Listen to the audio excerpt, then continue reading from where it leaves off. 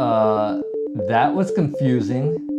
Camera ready. Quiet on the set. Stand by. Stand by, In camera five, one. Stand by to four, mic and cue. 3, 2, 1. The movie The Green Knight is a strange story about the nephew of King Arthur, Gawain, played by Dev Patel, who accepts to fight a ghostly knight known as the Green Knight.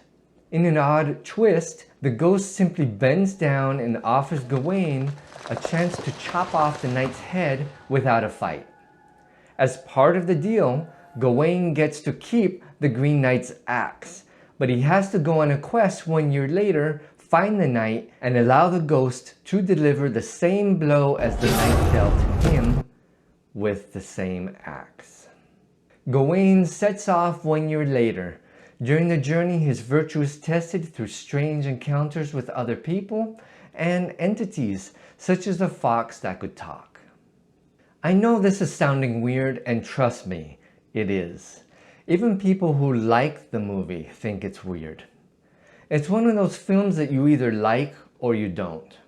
If you Google the movie title, you'll find lots of reviewers raving about it. But you'll also find many who are entirely lost and therefore don't like it. I'm one of the latter.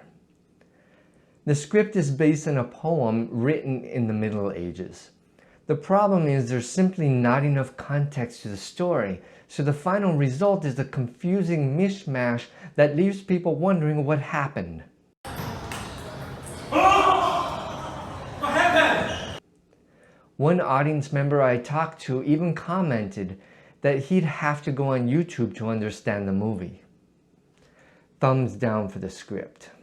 Considering my dislike for the storyline, the acting was ironically quite good.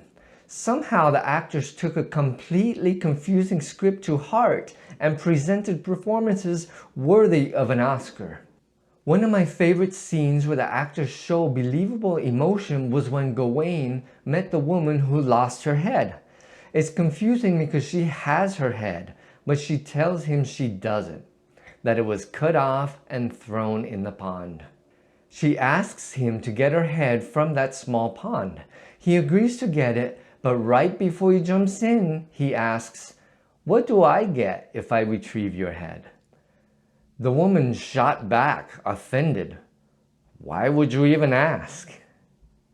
That was an immaculate scene in terms of the actor's skills. Thumbs up for the acting. I thought the music track was often not necessary. In the first 30 minutes or so, there was so much background music that it distracted me from the storyline. I don't know why directors do that. Sure, the plot evolves very slowly, but that's no reason to try adding interest by throwing in some random choral music or sound effects. If you're a director of a big budget film, please, and I mean please, try using less music and more storytelling techniques. Hire musicians like me to help direct the flow of music and sound. Sometimes music is part of the story, but often it's nice to let the actors' voices and the background air carry the scenes. Silence is just as effective as background music or loud audio, as all good music composers already know. Another example of too much sound was during all of the Green Knight scenes. Every time the Green Knight moved, I heard very exaggerated noises of his clothes and armor rustling. I don't think those sound effects were necessary. Yes, it's nice to have audio of his clothing, but to have it that loud made the movie seem fake. Thumbs down for the audio. The special effects were quite magical and helped to move the storyline. They weren't overused in my opinion. My only critique is that sometimes they needed more explanation, like when Gawain's mother used magic to apparently summon the Green Knight. That came out of nowhere, but that's more of a script issue. Overall, I give a thumbs up for the special effects. The color grade was at the top of its class. Designed to be a movie with dark subject matter, the overall exposure was dark with a green and orange hue. In some scenes, especially outdoors when it was sunny, there was a bright orange hue which reminded me of the Blade Runner film from 2017. It also had high contrast between whites and blacks. The midtones were softened, giving it a misty look, as if the cinematographer used a lens filter, but I suspect that was done in post-processing. I did note that the blacks weren't completely black, which makes me wonder if movies in general have the capability to project pure black images. It seems as though the colorist took advantage of that limitation by making the lack of pure black part of the creative look. And to me, that was genius. Thumbs up for the color grading. I give this movie a 6 out of 10.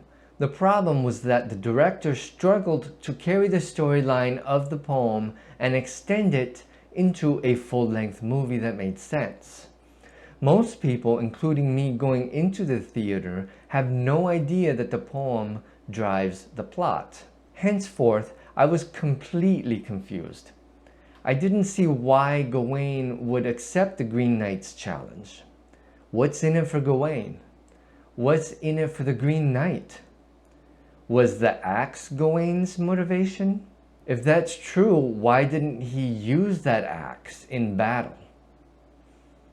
Despite all my questions and criticisms, the movie had good acting, nice special effects, and a very gutsy and creative color grade. I encourage you to look at the video resources linked below that I used to prepare this review.